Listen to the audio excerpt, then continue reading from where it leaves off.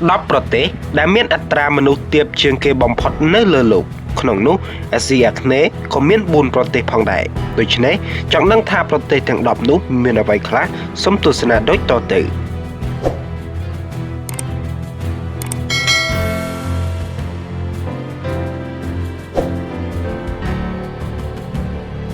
កម្ពស់ទាបបំផុតតាមន័យនេះសំដៅទៅដល់កម្ពស់ជាមធ្យមរបស់មនុស្សពេញវ័យទាំងប្រុសទាំងស្រីដែលគេធ្វើការសិក្សារួមដែលតំណាងឲ្យប្រជាជនទាំងមូលកម្ពស់របស់មនុស្សត្រូវបានផ្សារភ្ជាប់ជាមួយនឹងកត្តាជាច្រើនយ៉ាងមានតាមរយៈសែនឬកង្វះអរម៉ូនលូតលាស់កត្តាវប្បធម៌និងបរិស្ថានក៏មានតួនាទីសំខាន់ក្នុងការរីកចម្រើនរបស់កុមារដែលឈានដល់ភាពពេញវ័យខាងក្រោមនេះគឺជាប្រទេស10ដែលមានអត្រាមនុស្សទាបជាងគេបំផុតរបស់ពិភពលោកដែលចុះផ្សាយដោយ World Atlas ក្នុងនោះអាស៊ីអាគ្នេយ៍រួមមានម៉ាឡេស៊ីវៀតណាមហ្វីលីពីននិងឥណ្ឌូនេស៊ីចំណាត់ថ្នាក់លេខ1បានន័យថាទាបជាងគេលើលោក10នីសេរីយ៉ាកម្ពស់ 1.62 ម៉ែត្រប្រទេសស្ថិតនៅទ្វីបអាហ្វ្រិកភាគខាងលិចនេះត្រូវបាន UNICEF រាយការណ៍ថាកុមារប្រមាណ 1.1 លាននាក់ខ្វះអាហារូបត្ថម្ភរួមផ្សំនឹងកត្តាខ្វះទឹកស្អាតនិងជម្រកស្អាតជាដើម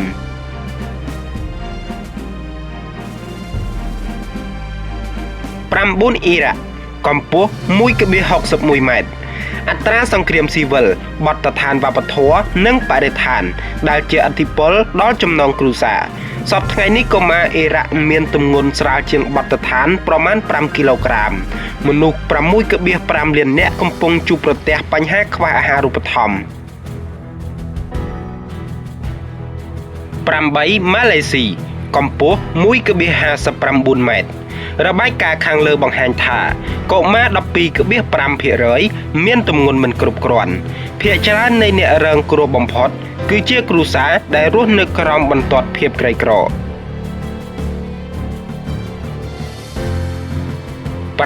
វៀតណាមកម្ពស់ 1.585 ម៉ែត្រកត្តាប្រជាសាស្ត្រឬប្រជាជនច្រើនខ្លាំងពេកដល់ទៅ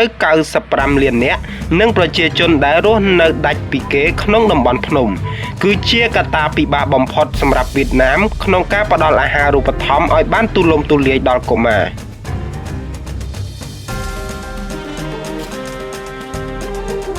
6ឥណ្ឌាកម្ពស់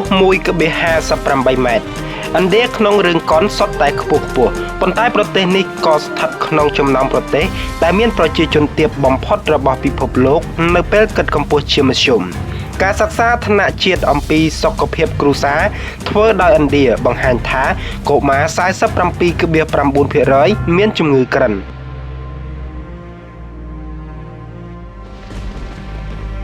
5ប៉េរូ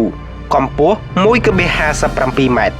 ប្រទេសមកពីអាមេរិកឡាទីនមួយនេះក៏ជួបប្រទះបញ្ហាស្រដៀងគ្នាទៅនឹងបណ្ដាប្រទេសមួយចំនួននៅអាស៊ីនិងអាស៊ីអាគ្នេយ៍ផងដែរ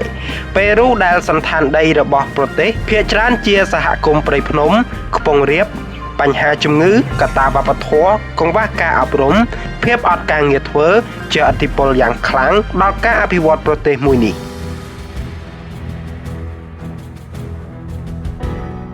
4ស្រីលង្កាកម្ពស់ 1.56 ម៉ែត្រកុំថាឡើយតែប្រជាជនក្រោមបន្ទាត់ភាពក្រីក្រសម្បីកុមារក្នុងគ្រួសារអ្នកមានដល់ទៅ 11.9% ក៏ជួបប្រទះបញ្ហាកង្វះអាហារូបត្ថម្ភនេះដែរហើយម្ដាយដែលខ្វះការយល់ដឹងគឺជាកត្តាសំខាន់ដែលធ្វើឲ្យមានបញ្ហានេះ3ហ្វីលីពីនកម្ពស់ 1.56 ម៉ែត្រកុមារហ្វីលីពីន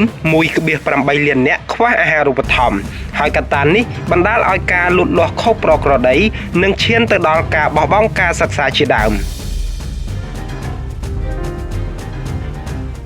ឥណ្ឌូនេស៊ីកម្ពស់ 1.52 ម៉ែត្រឥណ្ឌូនេស៊ីគឺជាប្រទេសដែលប្រជាជនមានកម្ពស់ទាបជាងគេបំផុតនៅអាស៊ីអាគ្នេយ៍ 33% នៃកុមារប្រទេសនេះមានជំងឺក្រិននិងលំដាប់ទី1គឺបូលីវីកម្ពស់ 1.51 ម៉ែត្របូលីវីគឺជាប្រទេសក្រីក្របំផុតមួយនៅអាមេរិកខាងត្បូងហើយកុមារមួយក្នុងចំណោម3នាក់ដែលមានអាយុក្រោម5ឆ្នាំបានទទួលរងនៅកង្វះខាតអាហារូបត្ថម្ភរ៉ាំរ៉ៃ